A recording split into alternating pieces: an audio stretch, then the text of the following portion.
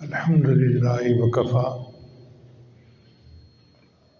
وسلام علی عبادہ الذین اصطفى اما بعد اعوذ باللہ من الشیطان الرجیم بسم اللہ الرحمن الرحیم خذ من اموالہم صدقۃ تطہرہم وتزکیہم بہا وصل علیہم ان صلاتک سکن لہم سبحان ربک رب العزت عما یصفون وسلام علی المرسلین والحمد للہ رب العالمین اللہم صل علی سیدنا محمد وعلی آل سیدنا محمد وبارک وسلم۔ ہم اس مادی دنیا میں زندگی گزار رہے ہیں تو زندگی کا تعلق اسباب کے ساتھ ہے۔ مشاہدہ یہی ہے کہ جس بندے کے پاس مال و دولت ہوتا ہے وہ ہر طرح کی سہولت حاصل کر لیتا ہے، اسباب مہیا کر لیتا ہے۔ مکان اچھا ہوگا، گاڑی اچھی ہوگی، کھانے اچھے ہوں گے، لباس اچھا ہوگا، ہر چیز اچھی ہوگی۔ تو لامحالہ طور پر ہر بندے کے دل میں یہ ہوتا ہے کہ میرے پاس مال کی کثرت ہونی چاہیے۔ مال کو اللہ تعالیٰ نے قرآن مجید میں خیر بھی کہا ہے، اِنَّهُ لِحُبِّ الْخَيْرِ لَشَدِيدٌ۔ تو مال میں اچھائی بھی ہے کیا کہ جس بندے کے پاس کچھ بھی نہیں ہوتا وہ دوسروں کا محتاج ہوتا ہے۔ نبی اسلام نے ارشاد فرمایا کاد الفقر ان یکون کفرا، قریب ہے کہ تنگ دستی تمہیں کفر تک پہنچا دے۔ تو تنگ دست آدمی کا تو ایمان ہی خطرے میں ہوتا ہے، وہ دوسروں کا محتاج ہوتا ہے۔ جیسے ہمارے ملکوں میں آج کل اقتصادی تنگی ہے تو ہم پھر قرضہ لیتے ہیں کافروں سے اور پھر کافر اپنی شرطیں منواتے ہیں۔ وہ کمبخت دین کے خلاف کام ہم سے کرواتے ہیں۔ آپ اس کا مشاہدہ کرتے ہی رہتے ہیں۔ تو جس بندے کے پاس مال و دولت نہیں اس کا ایمان بھی خطرے میں۔ اس لیے مال جو ہے وہ انسان کے ایمان کے لیے ڈھال ہوتا ہے۔ جس کا کام کاروبار اچھا ہے وہ اپنے سکون کے ساتھ عبادت بھی کر سکتا ہے، نیکی بھی کر سکتا ہے، اس کو کسی کی پرواہ نہیں ہوتی۔ لیکن غریب آدمی امیروں کا محتاج ہوتا ہے۔ تو مال کی مثال چھری کی مانند ہے۔ چھری کا اچھا استعمال ہو تو چھری اچھی ہے اور غلط استعمال ہو تو چھری بری ہے۔ یہی حال مال کا ہے۔ مال کا استعمال اچھا ہے تو مال اچھی چیز ہے، اور اگر استعمال برا ہے تو مال بری چیز ہے۔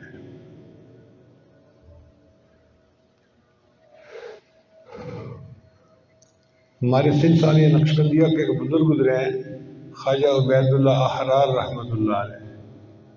اللہ نے ان کو بہت مال و دولت سے نوازا تھا۔ کتابوں میں لکھا ہے کہ آدھا سمرقند کا شہر ان کی جائیداد تھا۔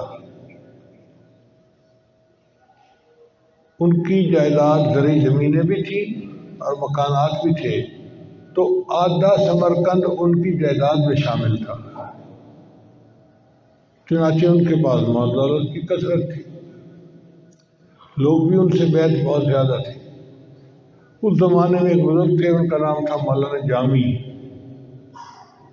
وہ بیعت ہونا چاہتے تھے تو انہوں نے سنا کہ خواجہ احرار کے ہاں بہت فیض ہے، تو وہ ان کے پاس گئے بیعت ہونے کی نیت سے۔ وہاں جا کے دیکھا تو قالین بچھے ہوئے ہیں، خیمے لگے ہوئے ہیں، اور حضرت کے گھوڑے جو تھے وہ سونے کی ایک کھوٹوں کے ساتھ بندھے ہوئے تھے۔ یعنی ہم تو لوہے کے کھوٹے بناتے ہیں نا، کیل بناتے ہیں، تو ان کے گھوڑوں کے لیے سونے کے کھوٹے بنے ہوئے تھے۔ تو مولانا جامی حیران ہو گئے، ایک فقیر اور درویش آدمی ہے اور مال کی اتنی کثرت کہ گھوڑے سونے کے کھوٹوں سے بندھے ہوئے ہیں۔ تو انہوں نے دور سے دیکھا حضرت کی مجلس کو اور ایک شعر پڑھا، نہ مرد است آں کہ دنیا دوست دارد۔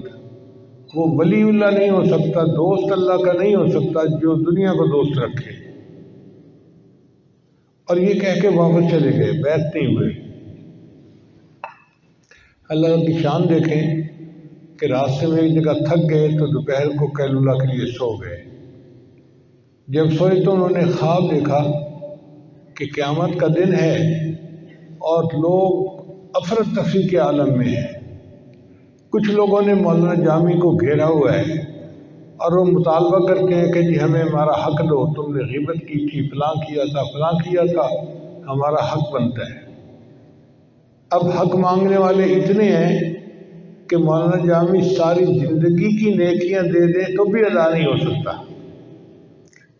تو بہت پریشان ہے کہ آج میری جان کیسے چھوٹے گی۔ اس پریشانی کے عالم میں نے دیکھا کہ خواجہ احرار جو تھے وہ تشریف لائے اور ان کے ساتھ ایک بڑی جماعت تھی۔ جب قریب آئے تو خواجہ احرار کھڑے ہوئے اور انہوں نے پوچھا کہ لوگوں نے آپ کو کیوں تنگ کیا ہوا ہے؟ حضرت جن کے میں نے حقوق دینے ہیں اور یہ اپنے حقوق کا مطالبہ کر رہے ہیں۔ تو خواب میں حضرت نے فرمایا اچھا ہمارے نام اعمال میں سے نیکیاں ان کو دے دو۔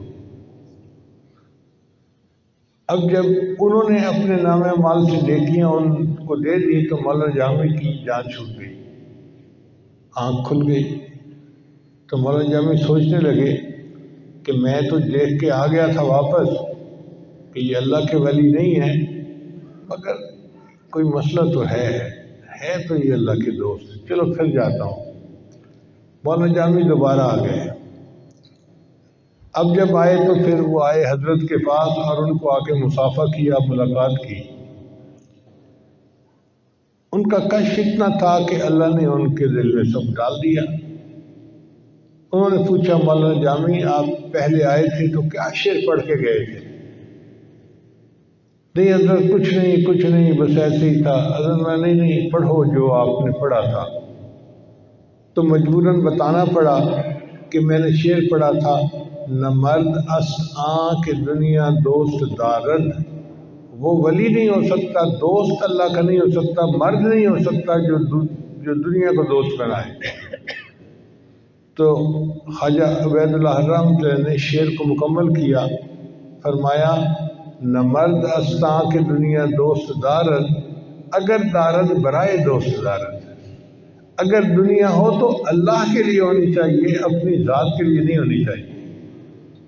تو میرے پاس اگر ہے تو میں اس سے اللہ کی مخلوق کو فائدہ پہنچاتا ہوں، مہمان نوازی کرتا ہوں اور اللہ کے راستے میں خرچ کرتا ہوں۔ تو بات 100% ٹھیک ہے کہ اگر اللہ تعالیٰ کسی کو مال دے تو یہ اللہ کے لیے ہے، اس کو اللہ کے دین پہ خرچ کرنا چاہیے۔ حدیث مبارکہ میں ہے کہ اللہ تعالیٰ اپنے بعض بندوں کو بہت رزق دے دیتے ہیں جو ان کی ضرورت سے زائد ہوتا ہے، مگر اللہ تعالیٰ وہ زائد رزق اس لیے دیتے ہیں کہ وہ غریبوں کو یا حاجت مندوں کو رزق پہنچا دیں۔ اگر وہ رزق پہنچاتے رہتے ہیں اللہ ان کو دیتے رہتے ہیں، اور اگر وہ پہنچانے میں کمی کوتاہی کرتے ہیں تو اللہ دینا بھی بند کر دیتے ہیں۔ چنانچہ آپ مثالیں اپنی زندگی میں دیکھ سکتے ہیں۔ حضرت کام ایسا تھا کہ مٹی کو ہاتھ لگاتے تھے سونا بن جاتی تھی، ایسا حالات نے پلٹا کھایا ہے، اب تو سونے کو ہاتھ لگاتے ہیں مٹی بن جاتی ہے۔ جی ہاں، جب اللہ نے یہ موقع دیا تھا کہ مٹی کو ہاتھ لگانے سے سونا بنتی تھی، وہ سارا سونا تمہارے لیے نہیں تھا، اس میں غریبوں کا بھی حق تھا۔ تم نے صدقات خیرات کو بلا دیا اور اس کو اپنے بینکوں میں جمع کروا دیا، میرے اب اتنے ملین ہو گئے، اب اتنے کروڑ ہو گئے، اب اتنے ہو گئے، اب اتنے ہو گئے۔ اللہ نے کہا کہ ڈاکیہ ڈاک نہیں پہنچا رہا، کسی اور کو ڈاکیہ متعین کر دو۔ یوں حالات انسان کے بدل جاتے ہیں۔ اور جو انسان اللہ کے بندوں تک ان کا حصہ پہنچاتا ہے اللہ اس کے رزق میں برکت ڈالتے ہیں۔ چنانچہ اللہ تعالیٰ رجب شعبان میں رمضان میں بندے کا ایک امتحان لیتے ہیں، اس کو مالی پیپر کہتے ہیں۔ جیسے اسکولوں میں پیپر ہوتے ہیں نا، اے پیپر اور بی پیپر، دونوں انگلش کے پیپر ہوتے ہیں، اے پیپر اور بی پیپر۔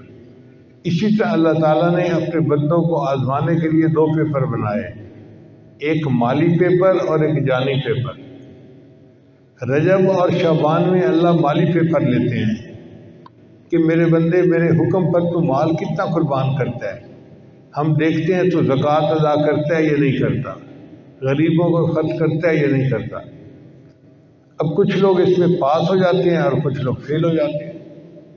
جو زکوٰۃ ادا نہیں کرتے وہ فیل، اور جو زکوٰۃ ادا کرتے ہیں وہ پاس ہو گئے۔ پھر رمضان کا مہینہ آ جاتا ہے تو اللہ تعالیٰ بندے کا جانی امتحان لیتے ہیں۔ اچھا میرے بندے گرمی ہے مگر تجھے پینا بھی نہیں کھانا بھی نہیں، سارا دن بھوکا رہنا ہے۔ اب یہ مشقت ہے، پیاس لگی ہوئی ہے اور گھر کے فریج کے اندر مشروبات پڑے ہوئے ہیں مگر پی نہیں سکتے جو کہ اللہ کا حکم ہے۔ تو یہ جانی مجاہدہ رمضان شریف میں کرنا پڑتا ہے۔ اور کچھ لوگ جو سارے روزے رکھتے ہیں وہ بی پیپر میں کامیاب ہو جاتے ہیں۔ جب اے پیپر میں بھی کامیاب اور بی پیپر میں بھی کامیاب، اب اللہ ان کی مغفرت فرماتے ہیں۔ چنانچہ حدیث مبارکہ میں آتا ہے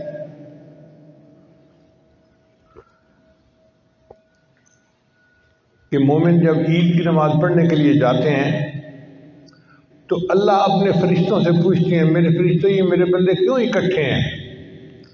حالانکہ اللہ تعالیٰ تو علام الغیوب ہے، سب جانتے ہیں، مگر اللہ تعالیٰ فرشتوں کو گواہ بنانے کے لیے میرے فرشتوں یہ میرے بندے کیوں اے اللہ انہوں نے روزے رکھے، راتوں کو تراویح پڑھی، رمضان پورا عبادت میں گزارا، اب یہ وہ مزدور ہیں جو آپ سے مزدوری لینے کے لیے آئے ہیں۔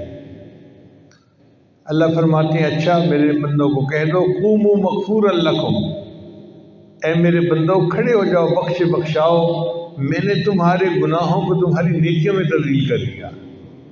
تو دیکھو اے پیپر بی پیپر میں کامیاب ہوئے تو عید کا دن بندے کے لیے مغفرت کا دن بن گیا۔ اس لیے عید کی خوشی اس لیے نہیں ہوتی کہ ہم سیویاں کھائیں گے اور میٹھے کھائیں گے، عید کی خوشی اس لیے ہوتی ہے کہ گناہ دھل چکے ہوتے ہیں، بندے کا بوجھ ہٹ چکا ہوتا ہے تو بندے کا دل خوش ہوتا ہے، الحمدللہ میں نے غسل کر لیا، روحانی طور پہ میرے سارے گناہ معاف ہو گئے۔ اب یہ وقت آنے والا ہے، چنانچہ حدیث مبارکہ میں آتا ہے کہ نبی علیہ الصلوۃ والسلام دعا مانگا کرتے تھے، اللہم بارک لنا فی رجب و شعبان وبلغنا رمضان، اے اللہ ہمیں رجب اور شعبان میں برکت عطا فرما اور بخیریت ہمیں رمضان تک پہنچا۔ اب رجب کے 2-4 دن رہ گئے، باقی رجب ختم ہونے میں، تو شعبان آنے والا ہے۔ اس کا مطلب یہ ہے کہ ان مہینوں میں ہمیں اپنے مال کی زکوٰۃ ادا کرنی ہے تاکہ ہم پہلے پیپر میں کامیاب ہو جائیں۔ شیطان دل میں یہ ڈالتا ہے کہ اگر تم نے اتنے لاکھ روپے زکوٰۃ میں دے دیے تو تمہارا پیسہ کم ہو جائے گا، حالانکہ مال ادا کرنے زکوٰۃ ادا کرنے سے مال میں برکت ہوتی ہے۔ میں نے اپنی زندگی میں ہزاروں ایسے لوگوں کو دیکھا ہے جو کاروباری تھے اور اپنی زکوٰۃ پوری ادا کرتے ہیں اور ہر سال اللہ ان کے کام کو رزق کو اور بڑھا دیتے ہیں، تو آنکھ دیکھتی ہے کہ کم ہو رہا ہے اور شریعت کہتی ہے کہ تیرا رزق بڑھ رہا ہے۔ یہی امتحان ہے ہمارا۔ تو کاروباری حضرات کو چاہیے کہ رجب شعبان کے مہینوں میں اپنے کاروبار کا حساب کریں، اگر خود حساب کرنا نہیں آتا تو کسی عالم کو کہیں کہ جی آپ آئیں اور مجھے بتائیں کہ میرے اوپر کتنی زکوٰۃ بنتی ہے۔ جتنی زکوٰۃ بنتی ہو اس کو ادا کریں، اس کے 2 فائدے ہو جائیں گے، ایک تو آپ کا مال اللہ کی حفاظت میں آ جائے گا اور دوسرا مال پاک ہو جائے گا۔ اللہ تعالیٰ اپنے حبیب سے کو ارشاد فرماتے ہیں خذ من اموالہم صدقۃ تطہرہم وتزکیہم بہا، اے میرے حبیب صلی اللہ علیہ وسلم آپ ان سے زکوٰۃ وصول کیجئے تاکہ ان کا مال پاک ہو جائے اور ان کے دل صاف ہو جائیں۔ تو زکوٰۃ ادا کرنے سے دو کام ہوتے ہیں، ایک تو مال پاک ہو گیا، وائٹ ہو گیا اللہ کے ہاں، اور دوسرا دل بھی صاف ہو جاتا ہے۔ صرف مال ہی پاک نہیں ہوتا، دل بھی صاف ہوتا ہے۔ اور اللہ فرماتے ہیں کہ اے میرے حبیب وصلی علیہم، اور ان کے لیے آپ دعائیں کیجئے، ان صلاتک سکن لہم، آپ کی دعائیں ان کو دل کا سکون عطا کریں گی۔ اب بتائیں اللہ جب نسخہ خود بتا رہے ہیں کہ دل کے سکون کا کیا ہے، تو اگر کوئی بندہ غریب کو یا مسکین کو یا مدارس میں اپنے زکوٰۃ کا مال دے گا اور وہ دعا کریں گے تو پھر دینے والے کو کیوں نہیں سکون ملے گا؟ پچھلے دنوں ایک کاروباری بندے سے میری ملاقات ہوئی، اس نے کہا جی کہ میرے والد صاحب ہر سال پوری زکوٰۃ ادا کرتے ہیں۔ میں نے کہا پھر تو اور برکت ہوگی آپ کے کام میں۔ کہنے لگا اللہ نے اتنی برکت دی کہ ہماری سوچوں سے زیادہ۔ میں نے کہا مجھے کوئی واقعہ سنائیں۔ کہنے لگے ہم نے پوری زکوٰۃ رمضان میں ادا کر دی اور اس کے بعد سندھ کے اندر طوفان آ گیا، جیسے سیلاب آتا ہے۔ تو کہنے لگا کہ جو ڈی سی او صاحب تھے نا، وہ آئے میرے والد صاحب کے پاس اور انہیں کہنے لگے کہ دیکھیں اس موقع پہ ہمیں سندھ کے لوگوں کے لیے کچھ امداد بھیجنی ہے۔ بھئی ہم تو زکوٰۃ کا پورا مال دے چکے ہیں۔ اس نے کہا جی ضرورت اب پڑی ہے تو ہم اب آپ کے پاس آئے ہیں، آپ کچھ نہ کچھ کریں۔ کہنے لگے میرے والد صاحب نے ہمت کی اور 4 کروڑ روپے کا سامان لے کر ان سیلاب زدگان کے لیے بھیجا۔ اب آپ اندازہ کریں کہ کتنا بڑا دل اللہ نے اس کو دیا ہوگا کہ جس نے 4 کروڑ روپے کا سامان غریبوں میں تقسیم کیا۔ کہنے لگے کہ ابھی 1 مہینہ نہیں گزرا تھا، چیزوں کے ریٹ میں تبدیلی ہوئی اور جو خام مال ہمارے پاس پڑا ہوا تھا اس خام مال میں سے ہمیں 40 کروڑ کا فائدہ ہو گیا۔ 4 کروڑ دیے تھے اللہ کے راستے میں، اللہ نے 10 گنا کر کے وہ مال واپس پہنچا دیا۔ میں نے اپنی زندگی میں ہزاروں مرتبہ اس کو 10 گنا ہو کے واپس کرتے دیکھا ہے۔ تو پہلے پیپر میں کامیابی کا طریقہ یہی ہے کہ جو زکوٰۃ بنتی ہو یا عشر بنتا ہو یا جانوروں میں سے زکوٰۃ ہو یا سونے چاندی کی زکوٰۃ ہو، وہ پوری ادا کریں، پھر دیکھیں برکت کیسی ہے۔ اس میں سمجھنے والی بات یہ ہے کہ اللہ تعالیٰ نے مال پر زکوٰۃ نہیں لگائی، فالتو مال جو نصاب کا مال تھا اور 1 سال آپ کے پاس پڑا رہا، آپ کے کام کا نہیں تھا، فالتو تھا، سرپلس تھا، اس پر زکوٰۃ لگتی ہے۔ بھائی دیکھیں اللہ تعالیٰ اگر چاہتے تو حکم دے دیتے کہ میرے بندے جو تیری ضرورت کا ہے وہ تیرا، اور ضرورت سے زیادہ ہے تو وہ سب غریبوں کا سب غریبوں میں تقسیم کر دو، تو ہم 100% مال غریبوں میں تقسیم کرنے کے پابند ہو جاتے۔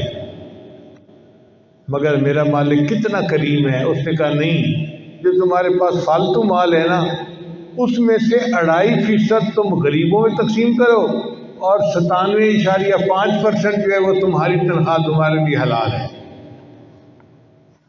آپ نے زندگی میں کوئی ایسا پے ماسٹر دیکھا ہے، کوئی اتنی تنخواہ دینے والا بندہ دیکھا ہے کہ جو 2.5% مال تقسیم کرنے کی تنخواہ 97.5% دے رہا ہو؟ اور اس سے مال اللہ کی حفاظت میں بھی آ جاتا ہے۔ چنانچہ جو بندہ زکوٰۃ صحیح طرح سے ادا کرتا ہے، نہ اس کے گھر میں آگ لگتی ہے، نہ اس کی چوری ہوتی ہے، نہ کچھ ہوتی ہے، اللہ کی حفاظت ہوتی ہے۔ وہ انشورنس تو نہیں ہوتی، ایشورنس ہوتی ہے اللہ کی طرف سے کہ میرے بندے میں تیرے مال کی حفاظت کروں گا۔ چنانچہ دارالعلوم دیوبند کے ایک خزانچی تھے، نواب صاحب تھے، اللہ نے ان کو مال بہت دیا ہوا تھا، اور ان کے دارالعلوم دیوبند کے جو پیسے کا حساب تھا وہ ان کے ذمہ تھا۔ انہوں نے اپنے گھر کے ایک کمرے میں وہ پیسے صندوقچی میں رکھ دیے تھے۔ اب اللہ کی شان دیکھیں کہ کسی چور کو پتہ چل گیا کہ ان کے گھر میں مال بہت ہے۔ اس کمرے کو انہوں نے چھوٹی سی تالی سی لگائی ہوئی تھی۔ رات کو وہ تہجد کے لیے اٹھے تو انہوں نے دیکھا کہ ٹھک ٹھک کی آواز آ رہی ہے، تو باہر نکل کے دیکھا تو کوئی چور ان کے کمرے کے تالے کو بیٹھا توڑ رہا تھا۔ ان کو کوئی پرواہ نہیں تھی اپنے مال کی۔ دیکھنے کے بعد وہ آئے اور اپنی تہجد پڑھنے میں لگ گئے۔ جب تہجد پڑھ کے فارغ ہوئے تو پھر فجر کا وقت قریب تھا، باہر آئے اور انہوں نے آ کے اس کو کہا کہ اے بھائی، ساری رات تو ہو گئی تالے کو توڑتے ہوئے، یہ نہیں ٹوٹا تو اب تو اس سے کیا ٹوٹے گا؟ وہ چور سمجھ گیا کہ مالک گھر کا جا گیا تو وہ بھاگ گیا۔ یہ مسجد میں نماز پڑھنے کے لیے آئے اور مسجد میں جو بزرگ تھے ان کو آ کے کہا، ان کا تقیہ کلام تھا اللہ کے فضل سے، ہر بات کہتے تھے اللہ کے فضل سے، اللہ کے فضل سے۔ چنانچہ آ کے ان کو کہنے لگے، حضرت آج تو اللہ کے فضل سے اللہ کا غضب ہو گیا۔ اب وہ حیران ہو کے سن رہے ہیں کہ یہ کہنا کیا چاہتا ہے؟ حضرت اللہ کے فضل سے اللہ کا غضب ہو گیا۔ تو ان کا بھائی مسئلہ کیا بنا؟ کہنے لگا کہ چور ساری رات میرے کمرے کا تالا توڑتا رہا، معمولی تالا تھا، اس سے تالا نہیں ٹوٹا۔ پھر انہوں نے بات سمجھائی کہ چونکہ تم زکوٰۃ پوری ادا کرتے ہو، ساری دنیا کے چور مل کے بھی تمہارے مال کو ہتھیا نہیں سکتے، یہ مال اللہ کی حفاظت پہ آ چکا ہوتا ہے۔ تو زکوٰۃ کے ایک فائدہ تو یہ ہے کہ مال سیکیور ہو جاتا ہے، اللہ اس کا محافظ بنتا ہے، اور دوسرا فائدہ یہ کہ مال پاک ہو جاتا ہے اور برکت والا ہوتا ہے، اس سے وبال ختم ہو جاتا ہے۔ اب آپ بتائیے، اللہ کسی کو مال تو دے، اس کی اولاد نافرمان بن جائے تو مال کا کیا فائدہ؟ اللہ کسی کو مال تو دے، اس کی بیوی بدکردار بن جائے تو کیا فائدہ اس مال کا؟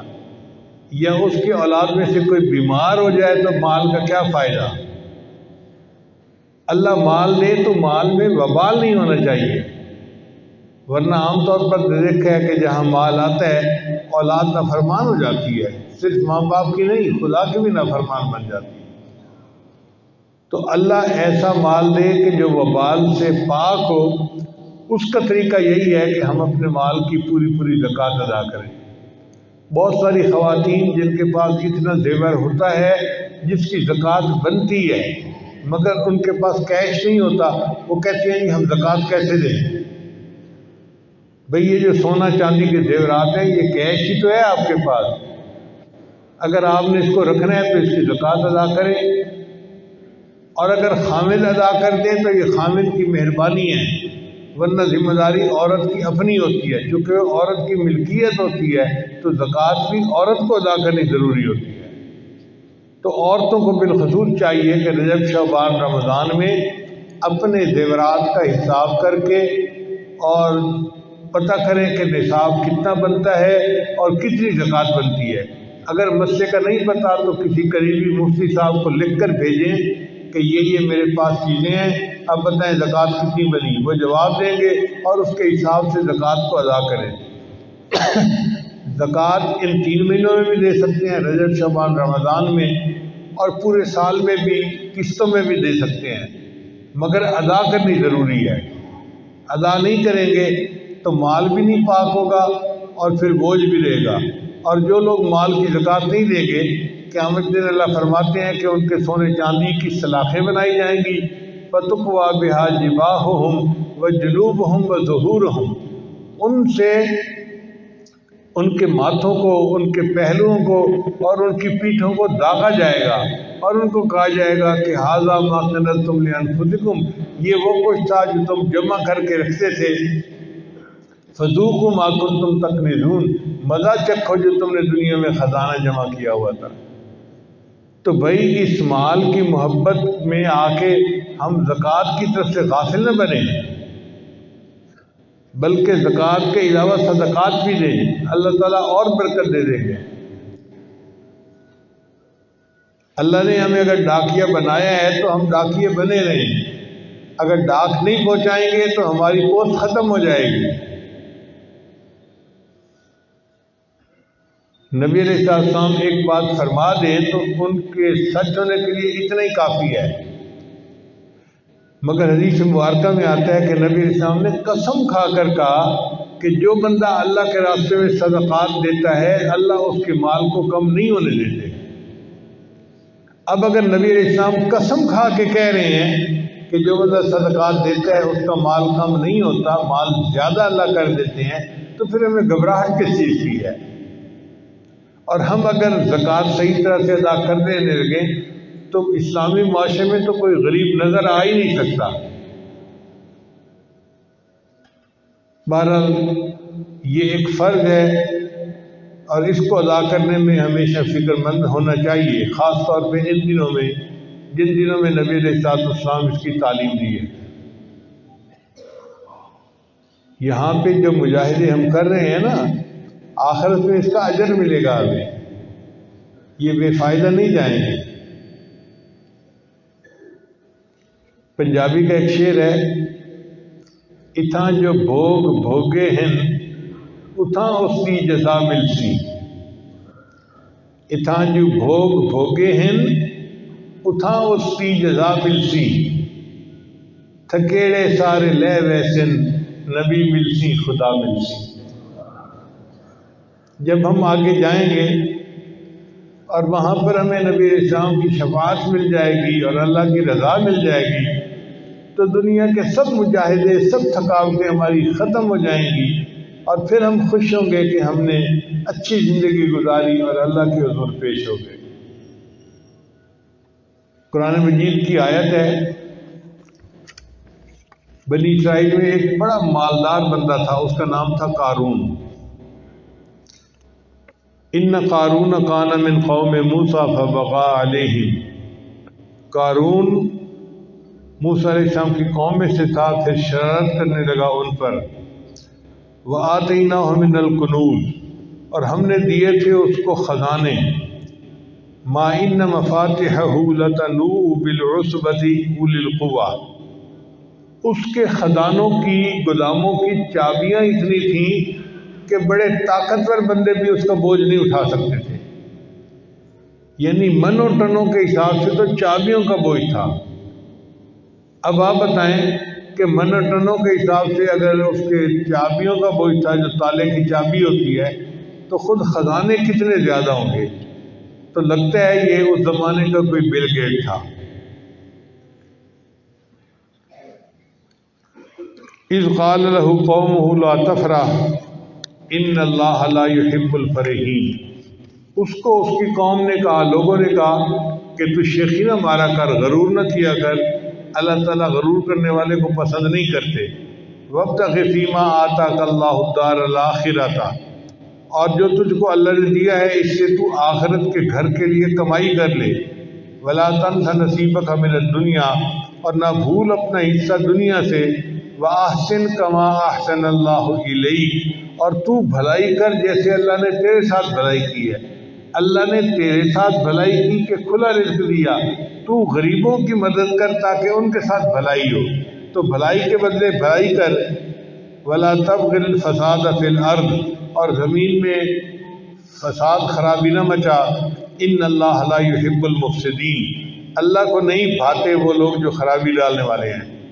کالا، اب چونکہ اس کے دل میں مال کی محبت تھی، اس نے آگے سے جواب دیا، انما اوتیتہ علی علم عندی، کہ یہ مال تو مجھے ملا ہے ایک ہنر کی وجہ سے جو میرے پاس ہے، یہ تو میں نے کمایا ہے۔ یہی بندے کو مغالطہ لگتا ہے کہ وہ کہتے ہیں جی کہ میں نے کمایا، میں نے اچھے فیصلے کیے، ڈیسیژن کیے، میں نے کمپین اچھی چلائی، میں نے مارکیٹنگ اچھی کی، میں نے کمایا، میں نے کمایا۔ میرا ایک دفعہ واسطہ پڑ گیا کسی ایسے بندے سے، دہریے قسم کا تھا، تو مجھے کہنے لگا جی کہ مال میں نے کمایا، زکوٰۃ کیوں دوں؟ میں نے کہا اچھا مجھے یہ بتاؤ کہ یہ مال تم نے کیسے کمایا؟ کہنے لگا میں نے پڑھائی کی اور میرے پاس علم آیا اور اس علم کی وجہ سے میں نے مال کمایا۔ میں نے کہا تم نے جو پڑھائی کی تو تمہیں عقل کس نے دی؟ کہنے لگا یہ وہ تو اللہ نے دی۔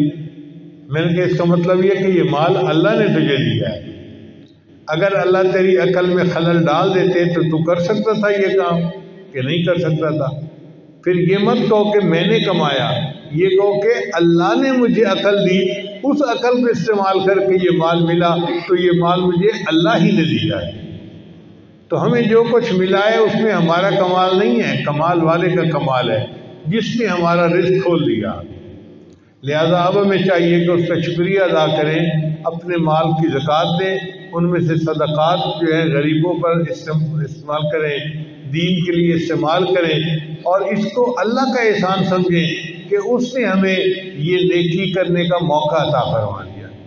ہمارا احسان نہیں ہے، اللہ کا ہم پر احسان ہے، اس نے ہمیں ذریعہ بنا لیا۔ اب یہ جو قارون تھا یہ اتنا امیر بندہ تھا، جب اس نے کہا کہ یہ مال ملا ہے مجھے میرے ہنر کی وجہ سے، تو اللہ تعالیٰ نے پھر اس کو عذاب میں گرفتار کیا۔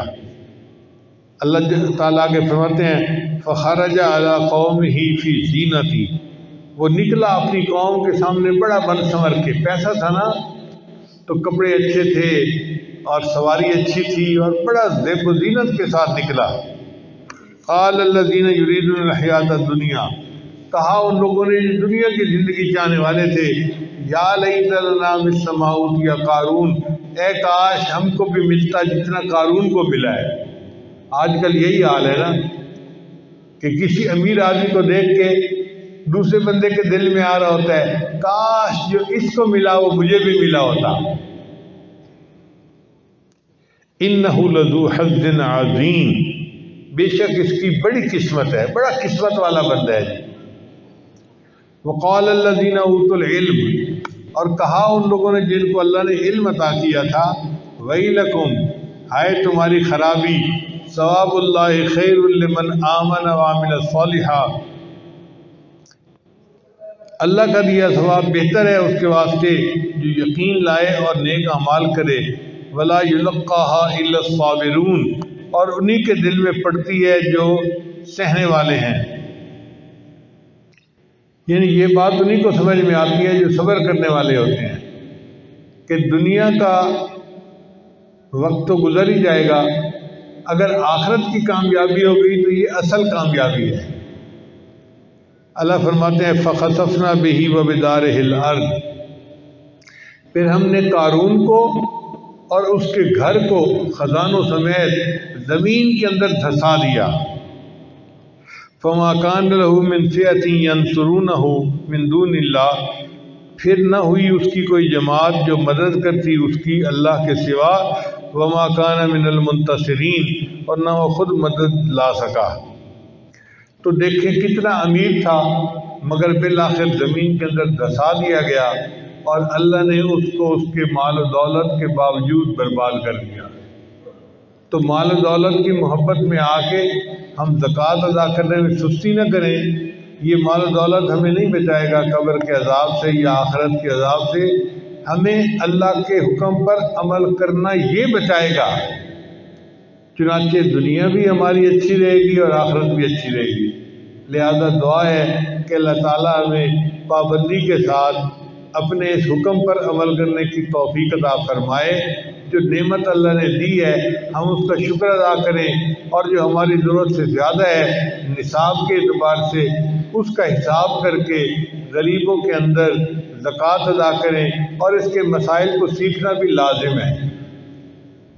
یہ نہیں ہے جی کہ میں تو مسئلے کا پتہ نہیں ہم کیا کریں، نہیں، اگر ہمارے اوپر زکوٰۃ فرض ہے تو اس کے مسائل کو سیکھنا بھی ہمارے اوپر فرض ہے۔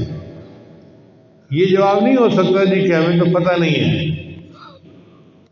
ٹیکس کا اگر مسئلہ بنتا ہے تو آپ کو ایک ایک چیز کا پتہ ہوتا ہے، تو کیا زکوٰۃ اللہ کی طرف سے ٹیکس نہیں ہے کہ ہمیں پتہ ہو کہ ہمیں دینا کتنا ہے؟ بلکہ میں تو مشورہ یوں دیتا ہوں کہ اگر اللہ نے کسی کو دیا ہے نا تو 2.5% کی بجائے 5% زکوٰۃ نکالو، ڈبل نکالو، تاکہ کوئی آگے پیچھے ہو جائے معاملہ تو اللہ کی طرف سے معاف ہو جائے۔ آپ 5% زکوٰۃ نکال کے دیکھیں اور 5 فرض نمازیں پڑھ کے دیکھیں، یہ 2 اصول میں بتا رہا ہوں۔ جو بندہ 5 نمازیں پابندی سے پڑھتا ہے ایک، اور 5% زکوٰۃ ادا کرتا ہے، مجھ سے انگوٹھے لگوا لیں ہاتھ پاؤں کے، اللہ اس کے مال میں برکت دیں گے اور اس کا کام بڑھتا ہی رہے گا۔ اللہ تعالیٰ ہمیں بھی دنیا کی پریشانیوں سے محفوظ فرمائے اور ہمیں اس پیپر کے اندر کامیاب فرمائے۔ رمضان شریف قریب ہے، اس کی تیاری ابھی سے شروع کر دیں، دعائیں مانگنی شروع کر دیں، اپنے کاموں کو آگے پیچھے کر لیں تاکہ رمضان شریف ہم زیادہ یکسوئی کے ساتھ عبادت کے ساتھ گزارنے والے بن جائیں۔ وآخر دعوانا ان الحمد للہ رب العالمین۔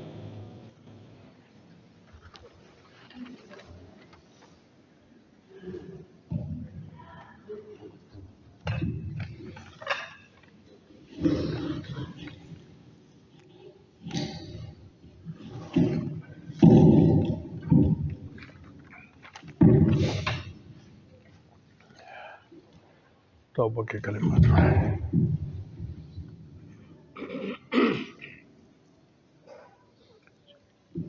دعا سے پہلے توبہ کے کلمات پڑھ لیجئے۔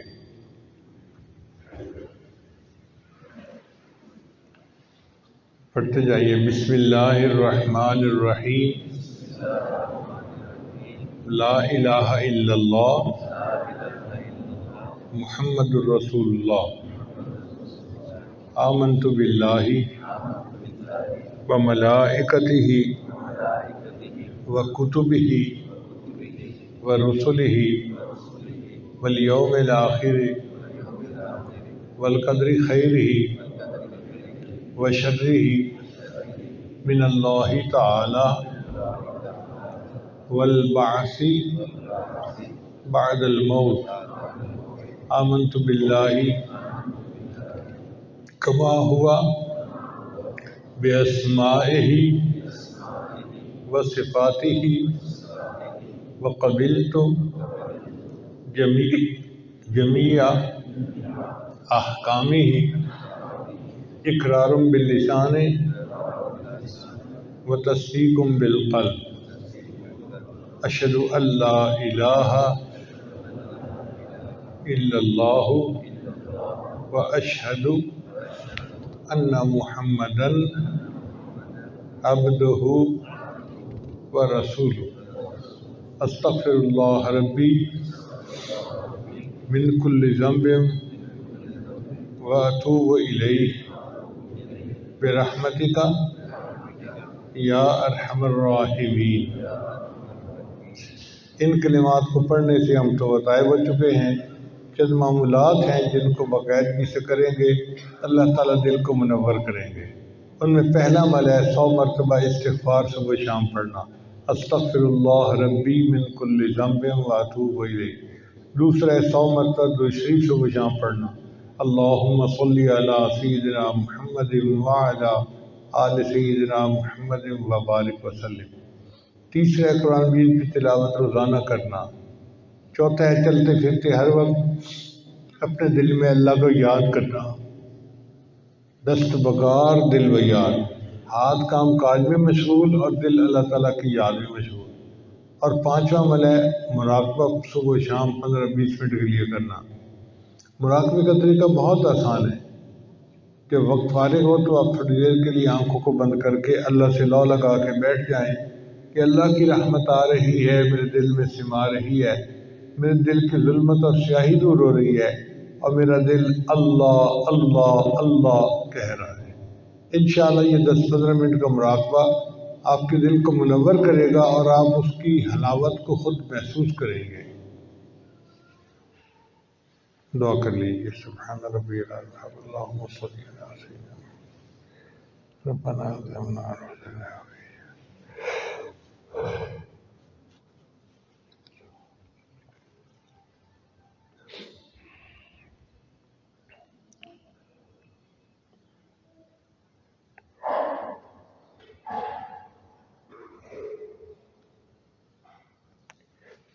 صلی اللہ تعالی علی حبیبی سیدنا محمد وآلہ واصحابہ اجمعین برحمتک یا ارحم الراحمین.